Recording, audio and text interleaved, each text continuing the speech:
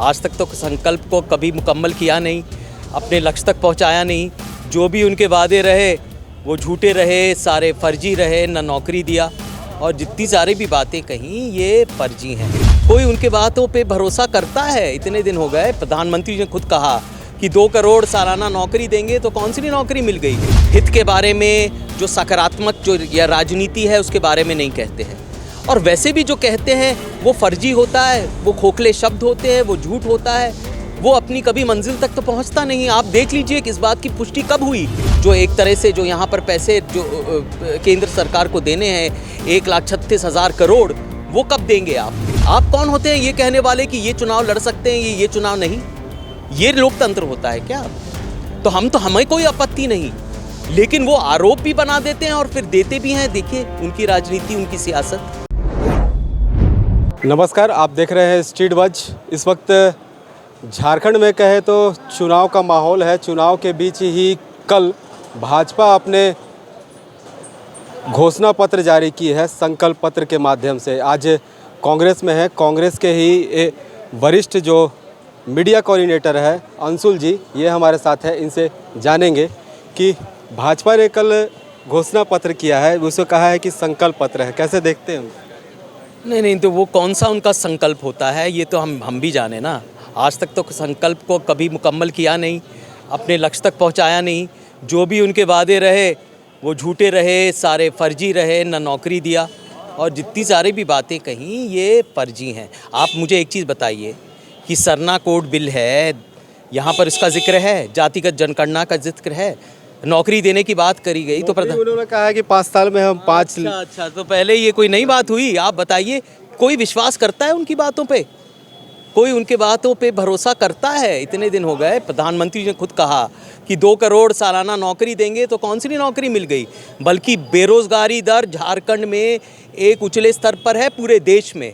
यहाँ पर अर्थव्यवस्था की बर्बादी का संचालन किया है और यही झारखंड में करने अगर आ गए तो करेंगे। ये कभी आएंगे नहीं, क्योंकि भरोसा हम पर करती है, गठबंधन पे करती है ये जनता, और इसी भरोसे के साथ हम जनता के पास जा रहे हैं इस चुनाव में।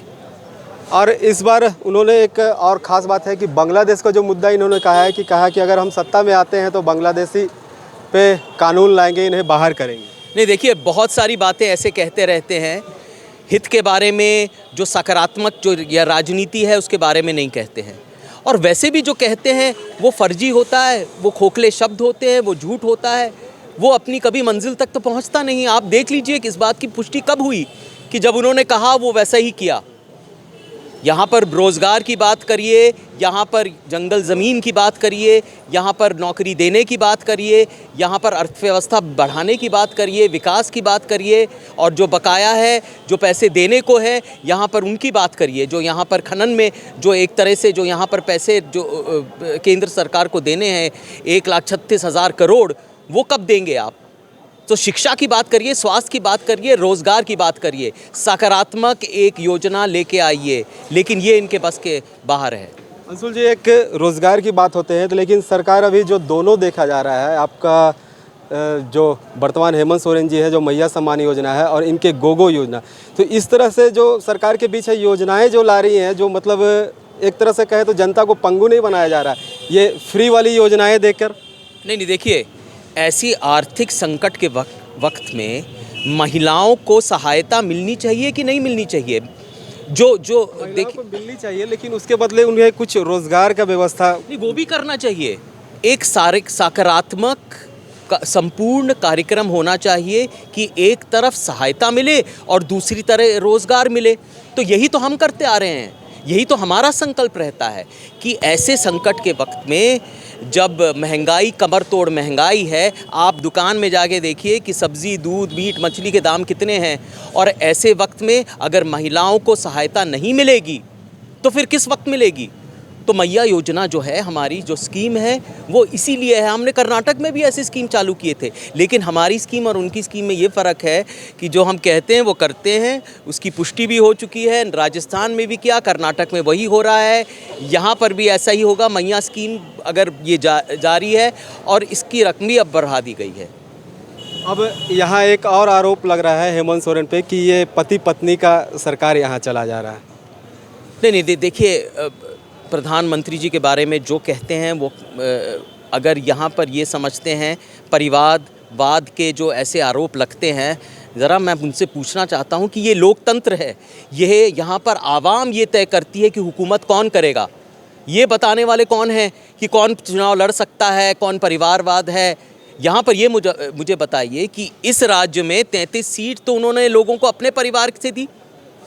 अर्जुन मुंडा हो गए या फिर रघुवर दास हो गए या चंपाई सोरेन हो गए। इस बार पारिवारिक दोनों तरफ से रहा है। नहीं, दोनों तो हमें कोई आपत्ति नहीं है, आरोप उनकी तरफ से हैं, लेकिन देखिए आरोप भी करते हैं और 33 सीट वो परिवार को भी देते हैं, तो ये कौन सी बात हुई। हमें कोई आपत्ति नहीं, क्योंकि हम जानते हैं कि आखिर जनता ये तय करती है ना कि राज कौन करेगा। ये तो लोकतंत्र है भाई। आप कौन होते हैं ये कहने वाले कि ये चुनाव लड़ सकते हैं, ये चुनाव नहीं। ये लोकतंत्र होता है क्या। तो हमें कोई आपत्ति नहीं, लेकिन वो आरोप भी बना देते हैं और फिर देते भी हैं। देखिए उनकी राजनीति, उनकी सियासत।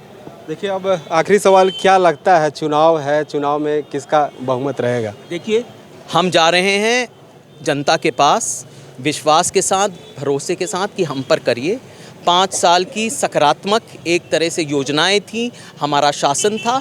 उन्होंने बड़ी कोशिश की, बड़ी अड़चनें डाली, आरोप लगाने की, ईडी छोड़ा, ये एक तरह से कार्यपालिका का आतंक भी था, खरीद फरोख्त की राजनीति भी थी, स्थायी सरकार को कैसे गिराना है ये अच्छी तरह वो लोग जानते हैं। बड़ी अड़चनें डाली, बाधाएं डाली, लेकिन हमारी सरकार सशक्त रही और मजबूत रही। और किस लिए, आवाम के बल पर। तो हमें पूरा भरोसा है, हम आवाम के पास जाएंगे और इस बार आवाम दोबारा हमें सत्ता में लाएगी। धन्यवाद, बहुत बहुत। ये थे हमारे साथ अंशुल जी, जो इंडिया गठबंधन के पिछले कहें तो ये 5 साल के कार्यकाल को लेकर फिर से जनता के बीच पहुँचे हैं। अब देखने वाली बात यह होगी कि इस बार जनता किसे सत्ता देती है। रांची से स्ट्रीट बज के लिए जयंत कुमार।